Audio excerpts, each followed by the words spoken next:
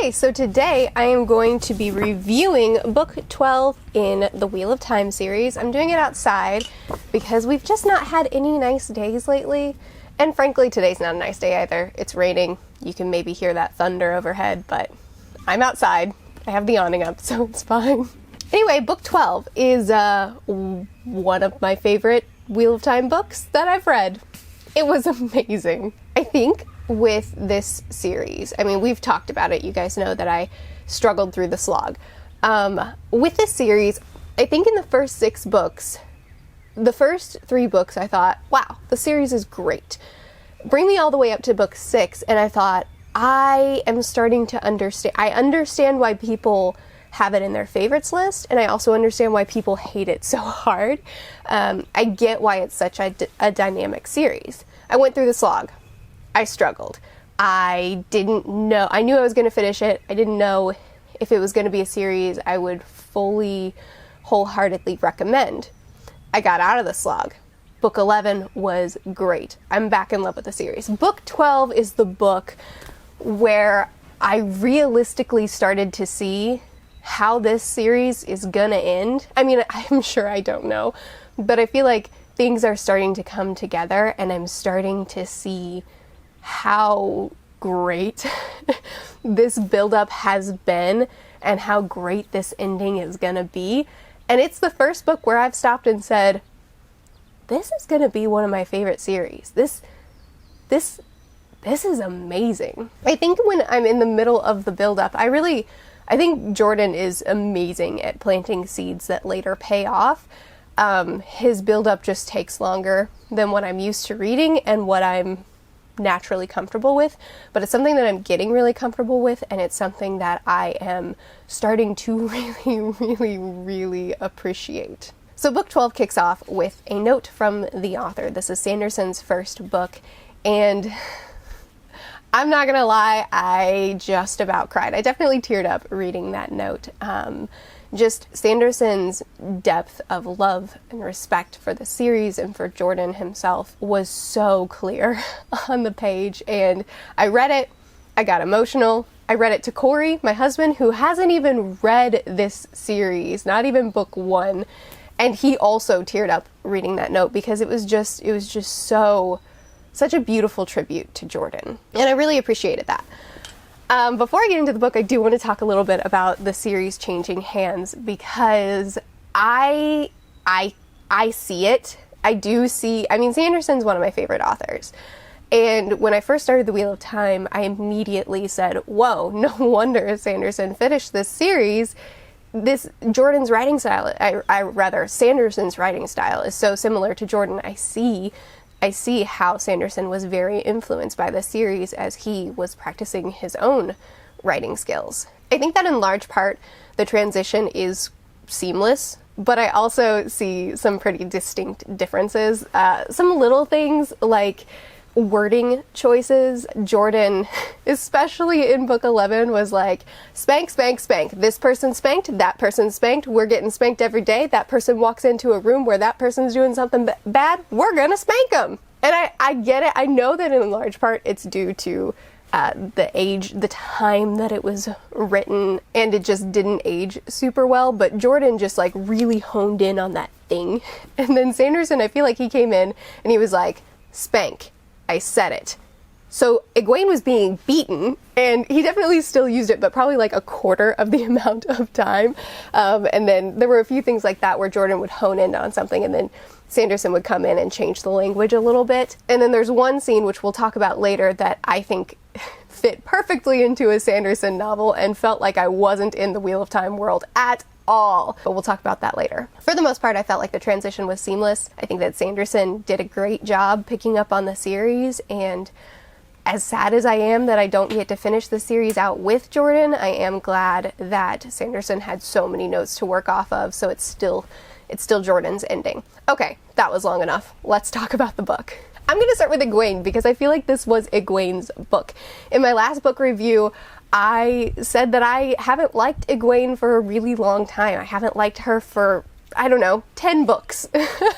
And I've changed my mind. She was amazing in this book. I have not enjoyed Egwene scenes for a long time, and the beginning of this book was taken up in large part by her, and I was on the edge of my seat with her character and what was going on with her. I'm actually going to read one scene for you that was maybe my favorite scene in the book, and it's long, so I apologize in advance.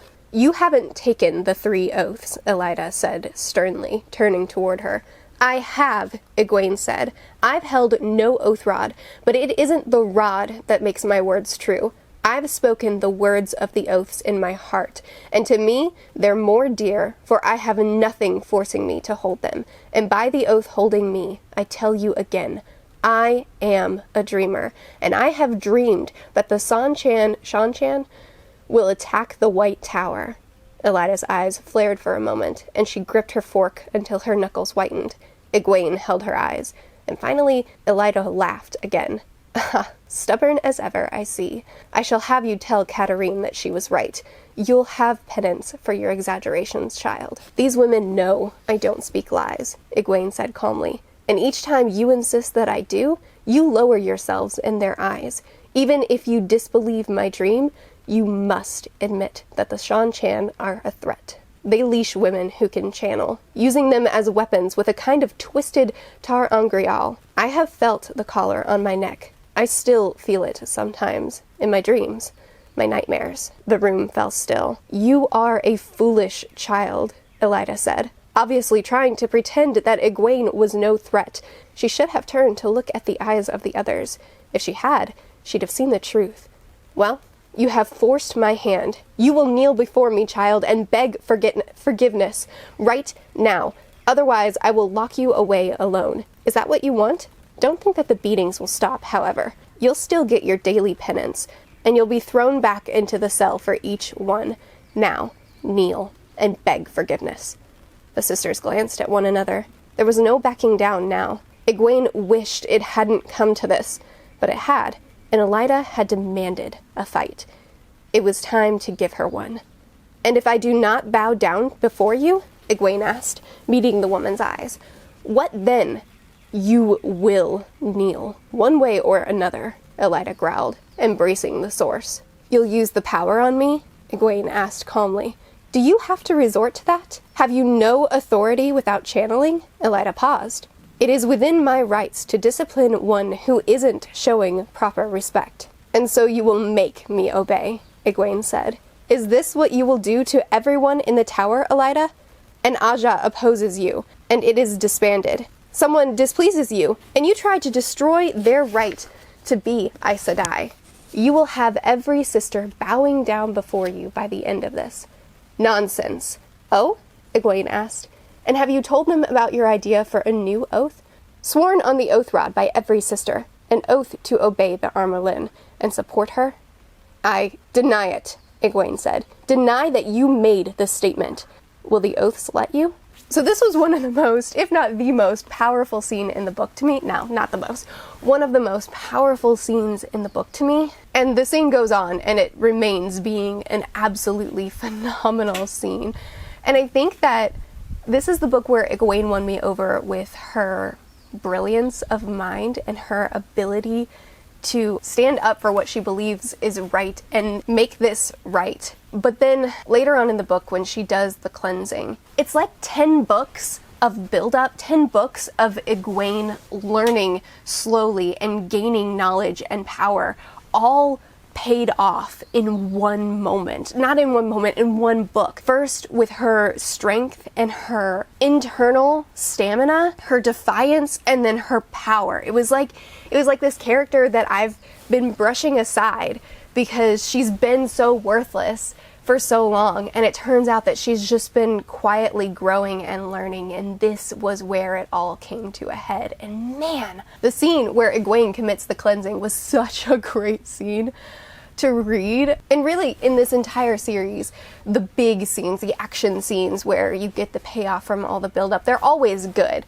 But I especially felt it from Egwene because I feel like I was finally seeing fruit for labors that I haven't been paying attention to. And I feel like this was Egwene's book. This was her book where she won me back over and made me realize that actually she's been an incredible character that I've just been sleeping on, maybe? I guess Quickly, I'll talk about Avienda, because I also really liked her in this book. This is another character that I've just kind of not cared about for quite a while. I really liked her, oh man, back in book 7 maybe, or it might have been 6. I really liked her back in the day, but I've just not really cared about her for quite a while. But I really enjoyed her in this book, seeing her get all those senseless punishments and how frustrated yet obedient she was. And then when Min finally just asked her a simple question, why are you doing that?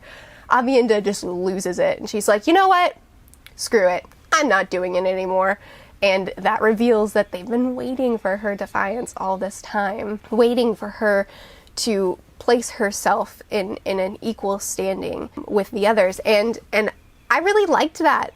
It wasn't a big part of the book, but I really liked that arc for her. Okay, now let's talk about Matt. Once again, with this review, I'm just kind of focusing on the characters and the things that surround them, because that's just what stands out to me about these books. That's what I think. I mean, as amazing as Jordan's world and magic system are, the characters are what just keep amazing me. So now let's talk about Matt and Tom in the town.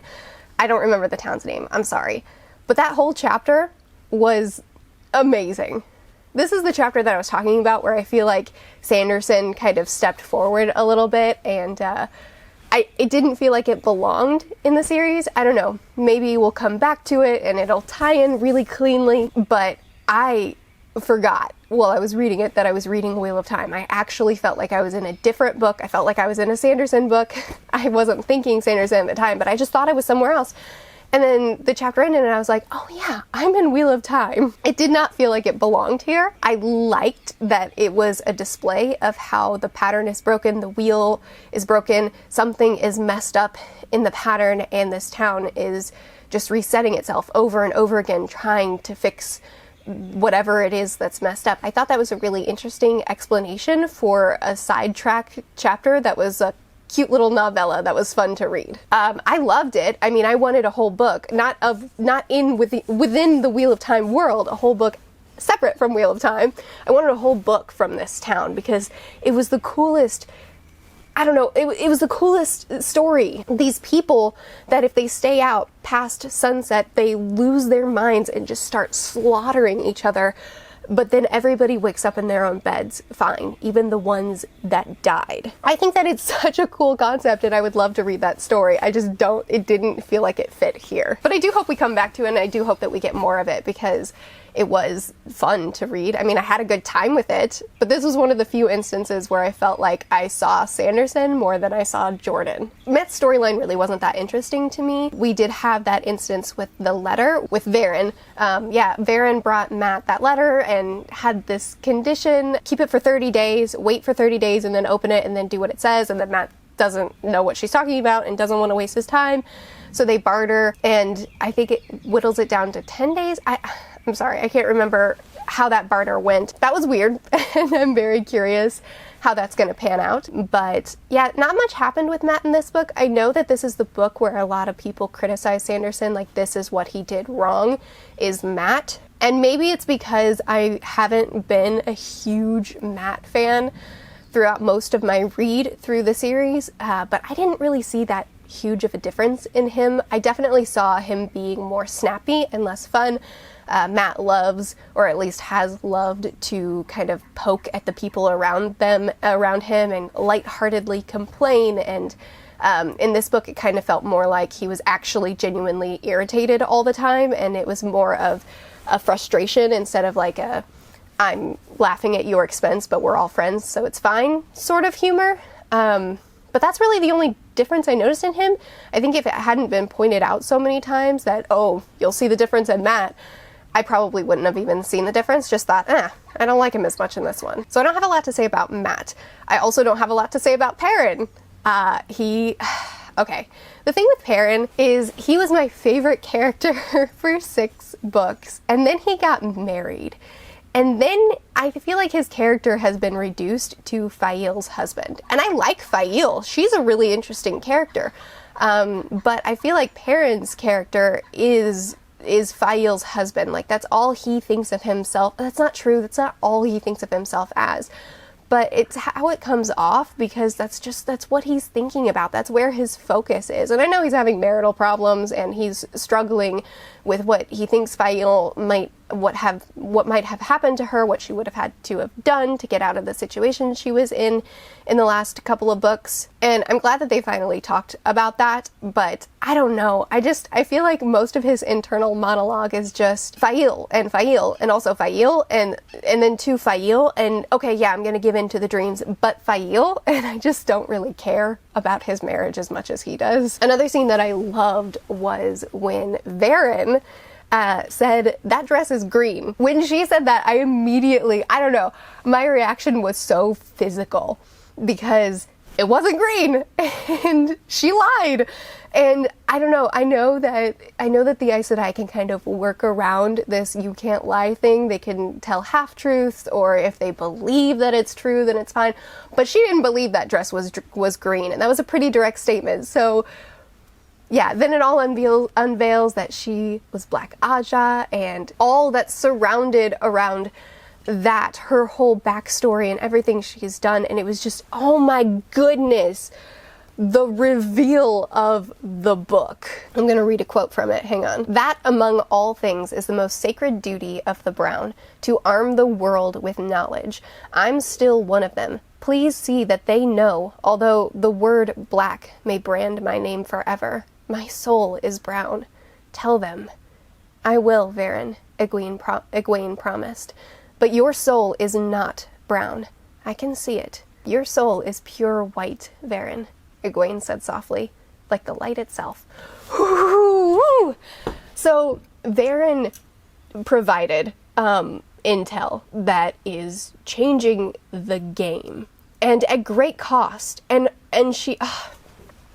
the way Varen views herself, and that whole scene was so emotional and beautiful. Definitely one of my top scenes of the book. I mean, this book had so many top scenes for the series as a whole. The one that I read for Egwene, this one, and then we'll get to some Rand stuff. This book held my attention the whole time, held my love the whole time, but then it also held so many scenes that were so powerful. Now we're going to talk about Rand, and I have saved him for last for a reason. He was all throughout this book making moves, but I'm going to talk about it all collectively at the end, because wow, this book made me afraid of Rand, and I have found his arc interesting for a long time. He's been one of my favorite characters for quite a while, but this book scared me.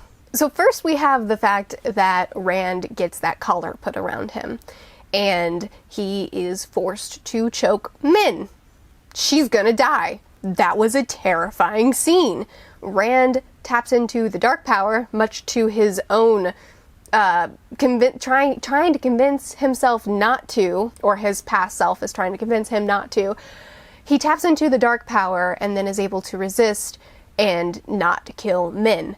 However, this causes long-lasting, I'm sure, but definitely immediate fear in Min. And I felt so bad for her in this book, because this is the book where I feel like she realizes that the man she fell in love with isn't there anymore. His personality has changed so much in such a short period of time. And I really feel for her, because she loved this man and she wanted to devote a lot of her time and her life to keeping him stable. But he's continued to descend to the point that he is not who he once was. And she, I think, is realizing this man is not the man I chose. And I really feel for her in this book. Not only because of that scene, which was horrifying, but just in general, I feel like this is the moment where she realized, I'm stuck with someone that I don't think I want to be with anymore. Maybe I'm overestimating that. This is the point where I feel like Rand hit rock bottom. This is the point where he decided, I don't want to feel. I want to become as hard as I possibly can. This is where he hit the point. I think this is where he hit the point where he was starting to talk to Lews Therin and get it and say, I get why you want to die.